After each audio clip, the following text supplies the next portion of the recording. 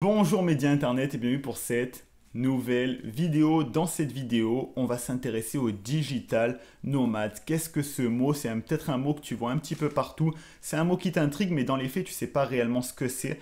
Dans cette vidéo, on va voir déjà ce qu'est un digital nomade. On va voir en quoi ça consiste. On va voir également comment on peut devenir digital nomade, si c'est un lifestyle qui t'intéresse. Et je vais également te donner mon avis sur ce mode de vie. C'est un mode de vie que j'ai pu expérimenter à plusieurs reprises. Donc déjà, on va commencer, on va rentrer direct dans le vif du sujet. Qu'est-ce qu'un digital nomade, ou plutôt un nomade numérique en français? Un digital nomade, c'est tout simplement quelqu'un qui peut travailler depuis n'importe où sur la planète. C'est quelqu'un qui peut bosser avec une liberté géographique, c'est-à-dire effectuer un travail sur Internet. C'est le concept, c'est de pouvoir avoir une connexion Internet et un ordinateur et pouvoir effectuer son travail depuis n'importe où. Si tu es au Cambodge, par exemple, et que ton entreprise, l'entreprise pour laquelle tu travailles est en Allemagne, tu vas pouvoir faire le taf et tu vas pouvoir le faire sans contrainte géographique, sans être obligé de tous les jours à aller dans un bureau. Tu vas pouvoir le faire en voyageant, en bougeant, en étant nomade. Ça va être destiné aux personnes qui sont freelance, donc qui travaillent sur le web, qui font de la prestation de services, aux entrepreneurs du web, également, même si pas tout le monde n'est d'accord, aux travailleurs qui peuvent effectuer leur job en télétravail, mais ça, des fois, on le met dans la catégorie travailleur remote et on ne considère pas forcément ça comme un digital nomade, mais à mon sens, c'est plus simple de te le dire comme ça. C'est quelqu'un qui peut travailler en voyageant sur Internet. C'est pour moi la définition la plus simple. Tu as un ordinateur, tu as une connexion Internet et des compétences dans un domaine précis, tu peux devenir digital nomade. Comment s'est développé ce concept, ce lifestyle? Parce que c'est un mode de vie avant tout, c'est pas un métier. Tu dis pas je suis digital nomade. Il y en a qui le disent, mais en soi, c'est tes développeurs web, tes graphistes, t'es comptable, t'es illustrateur, t'es ce que tu veux, mais en tout cas, c'est un lifestyle, c'est un mode de vie. Il s'est développé déjà forcément avec l'explosion du web. Maintenant, aujourd'hui, on peut effectuer énormément de missions à distance sans être obligé d'avoir une présence physique. Il y a énormément de tâches et de jobs au sens global que tu peux faire à distance. Tu n'as pas besoin d'être dans les bureaux de l'entreprise pour effectuer le taf si tu peux le faire sur ton ordinateur. Donc déjà, ça s'est développé naturellement par l'expansion numérique, mais il y a également des courants de pensée, des auteurs, des livres qui ont permis de faire exploser ce mouvement. Un qui pour moi est incontournable, ça va être le livre de Tim Ferriss qui s'appelle La semaine de 4 heures. C'est un livre que je recommande très souvent. J'en ai parlé à plusieurs reprises sur la chaîne YouTube. C'est un livre que je te recommande absolument de lire si tu l'as toujours pas lu. C'est un livre qui va complètement bouleverser ce que tu connais de la société actuelle, des possibilités de la vie. Ça va complètement exploser tes notions de liberté géographique, liberté financière. Ça va te retourner le cerveau et je t'invite absolument à lire ce livre. C'est un des livres que je recommande pour créer un déclic quand tu veux vraiment essayer de vivre avec le moins de contraintes possible, que tu as envie d'entreprendre, de travailler sur Internet, d'avoir une vie internationale, de t'expatrier, de travailler en voyageant.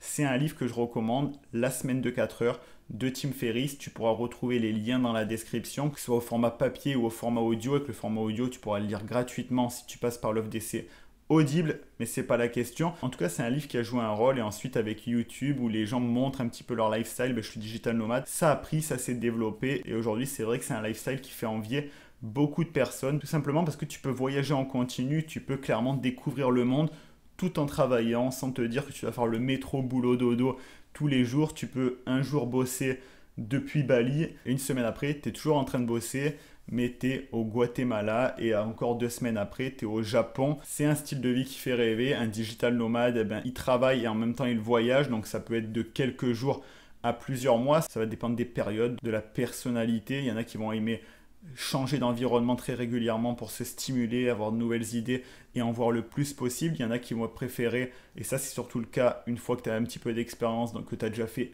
6 mois, 1 an de voyage, tu vas avoir tendance à espacer tes zones de mouvement parce que pour créer une routine en voyage et en même temps où tu travailles, ça peut être compliqué. Donc ça peut être de quelques jours par destination à quelques mois. Il y en a qui vont même rester 6 mois par destination et ensuite ils vont bouger. En tout cas, le concept c'est de ne pas avoir de domicile fixe, de ne pas avoir de base fixe, tu n'as pas ton logement, c'est-à-dire que quand tu rentres chez toi, tu n'en as pas vraiment, c'est que tu vas rentrer chez ta famille, chez tes parents, ou alors si tu investis dans l'immobilier, tu as une maison qui t'attend quelque part, mais il n'y a pas ce concept de rentrer à la maison, c'est-à-dire que tu es toujours sur la route, c'est le concept du digital nomade et tu n'as pas vraiment de base. Même si le mouvement n'est pas figé, le concept à l'origine, c'est un petit peu ça, c'est de travailler en voyageant, en passant d'Airbnb en Airbnb, d'hôtel en hôtel, de guest house en guest house, c'est-à-dire que tu travailles d'un petit peu n'importe où, tu vis un petit peu n'importe où et tu fais ça On continue. Comment on devient digital nomade? Donc, c'est pas un diplôme, comme je te l'ai dit, c'est un lifestyle avant tout. Mais comment on adopte ce lifestyle de digital nomade?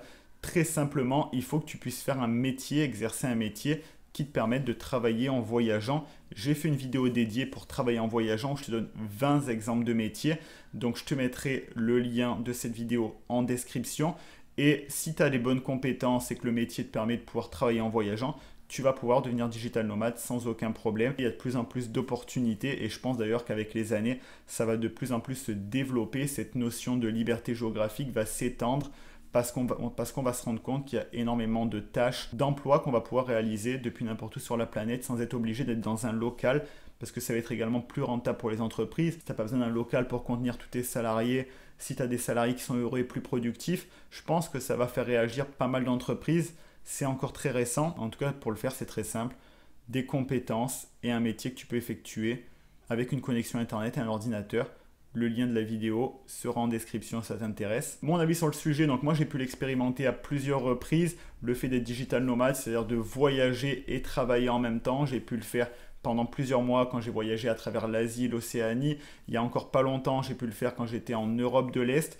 C'est génial, franchement c'est hyper stimulant parce que tu es toujours face à un nouvel environnement et à la fois tu es dans le voyage, tu es dans la découverte et à la fois tu n'es pas obligé de te brusquer, tu n'es pas obligé d'être dans le rush, de te dire là c'est mon moment de voyage, j'ai que ce moment-là. Non, là tu crées une routine, tu fais un petit peu du slow travel où tu le fais d'une manière différente. En même temps tu bosses, tu vas peut-être bosser le matin et visiter l'après-midi ou alors tu vas bosser le soir et toute la journée, le lendemain tu vas découvrir. Tu es toujours face à de nouveaux environnements. Il y a un jour tu vas être dans tel pays, un mois après tu vas être dans un autre. Ça va t'inspirer et personnellement, ça va nourrir mon travail. Ça va me permettre de pouvoir développer ma créativité et c'est hyper stimulant. Par contre, effectivement, que c'est pas pour tout le monde. Il faut être capable de s'organiser parce que c'est pas des vacances. Il faut bien dissocier le concept de travailler en voyageant et le concept de voyage avec le concept de vacances. C'est pas que de l'amusement. Il faut que tu bosses. Si tu as des choses à rendre, que tu as des choses à faire, par exemple si tu es freelance, va falloir que tu respectes les délais. Si tu bosses à ton compte, par exemple tu crées du contenu sur YouTube, va falloir que tu t'y mettes, que tu tournes tes vidéos, que tu développes ton activité.